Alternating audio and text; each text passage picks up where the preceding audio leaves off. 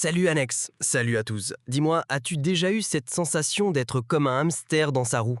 Tu sais, tu cours, tu fais plein de choses, mais t'as l'impression de ne jamais vraiment arriver quelque part. Tellement, Chloé. C'est le mal du siècle, non? Justement, je suis tombé sur une conférence passionnante de la psychologue Véronique Kuhn qui met des mots très clairs là-dessus. Ah oui?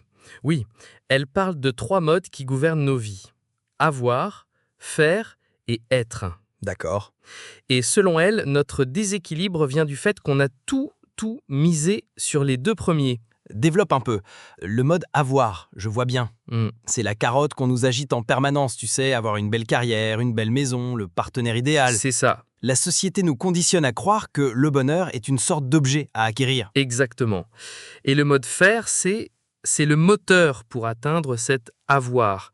C'est l'action, la productivité, l'effort. Mhm. Mais Kuhn pointe un danger immense. C'est quand on commence à croire que notre valeur dépend de ce que l'on fait. Oh là là, oui.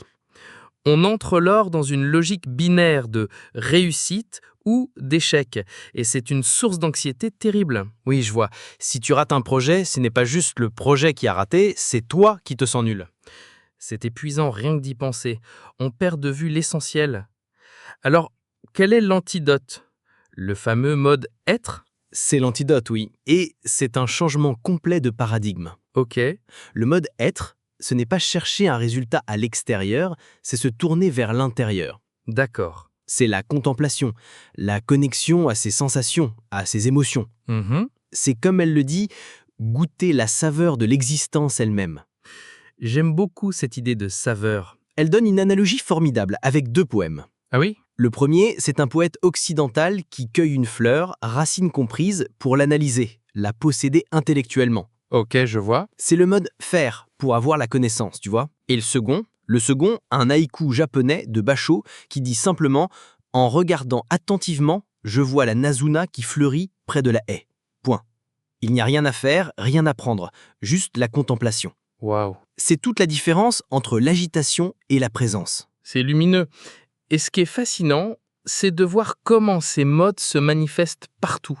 Dans les relations amoureuses, par exemple. Ah oui, le mode avoir, c'est le « je te veux, tu es à moi », cette passion possessive qui crée de la dépendance. Oui? Alors que le mode être en amour, c'est « je suis en amour ». Ah, la nuance. La nuance est subtile, mais elle est fondamentale.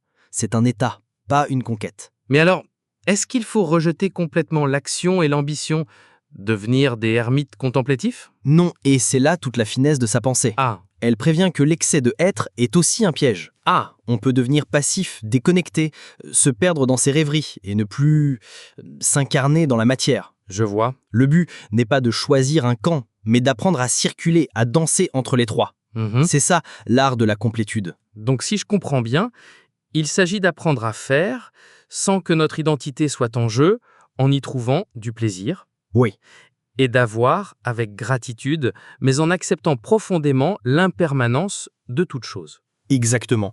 Savoir que tout ce que nous avons, on le perdra un jour. Ça détend paradoxalement. Ça détend énormément.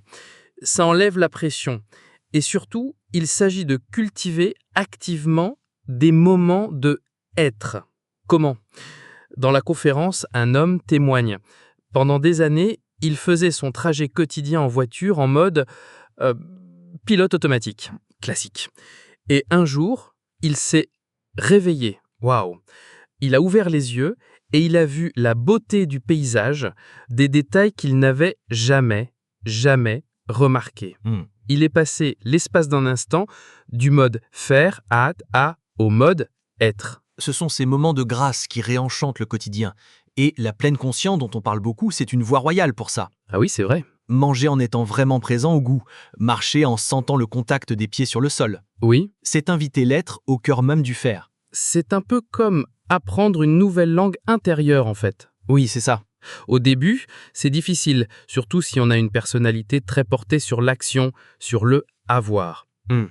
L'immobilité peut être même angoissante, tellement. Mais petit à petit, on découvre la richesse de ce monde intérieur.